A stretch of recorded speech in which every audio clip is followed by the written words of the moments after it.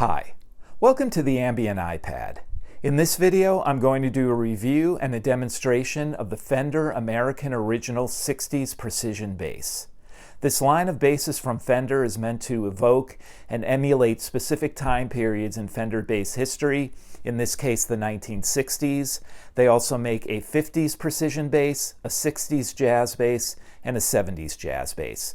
So you get a lot of the specs, the appointments, and the materials that were used in a bass from that era.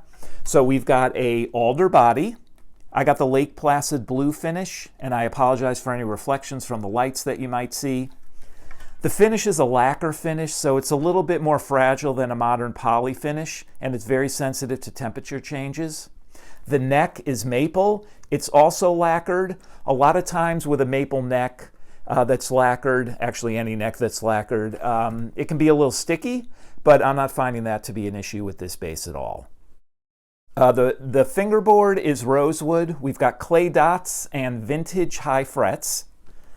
Bone nut. The width of the nut is 1 3/4 inches, a little thicker than a modern P. The neck is a C-shaped neck from the 60s, also a little thicker. I am not really having any issues, and I like the feel of the neck. It's nice to have a little more of a chunky neck. It's not as chunky as a 50s precision neck, though. Vintage reverse style tuners. A strap button on the back of the headstock if you want to wear it in what they used to call hootenanny style. We've got a Fender vintage style bridge with slotted saddles. A volume and a tone knob. You need nothing else with a precision bass. The pickup is a Fender Pure Vintage 63 pickup, and it definitely does sound like a 60s P bass. It's very warm, very round, but there's still a mid-forward quality to it. The pickguard is a tortoiseshell. I purchased this bass in October of 2021. This tortoiseshell is a little more reddish. A lot of the ones I've seen are actually more brown. I prefer the reddish one. There's a tug bar here if you want to play with your thumb and you need something to hold on to. The adjustment for the truss rod is at the heel, so it's a little more difficult than a modern bass. There's no body routing here to do the adjustment.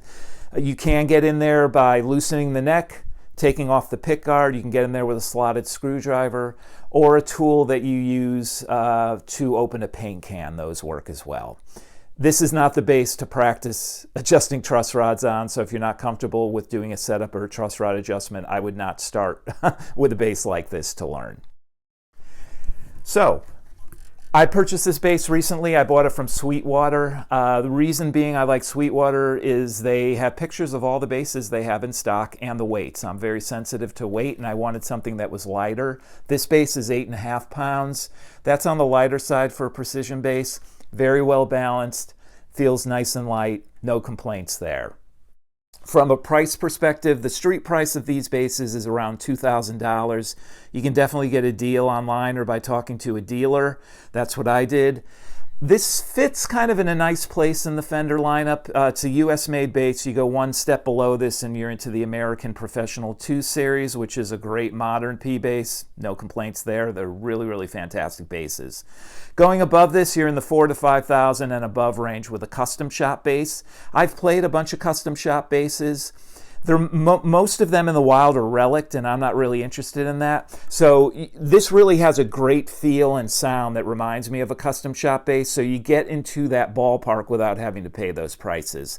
This particular bass, there's no flaws on this at all. I mean, the quality control, at least for this particular bass, is exemplary. I just have found no issues with this at all. Well worth the price. So for the demo, what I'm going to do is I'm pretty much going to go direct. I'll go right out from the Precision into a Focusrite Scarlett 18i8 interface back there, and I'll be recording into an iPad Pro using GarageBand. No effects, no post-processing at all. I want you to be able to hear the, the clean sound of this bass and what the pickups are capable of. So there'll be some unevenness with the string volume depending on how hard I hit the strings. I don't slap, but sometimes I do hit the strings hard and it gets kind of a slap sound, kind of like a Jack Cassidy or a John Wetton.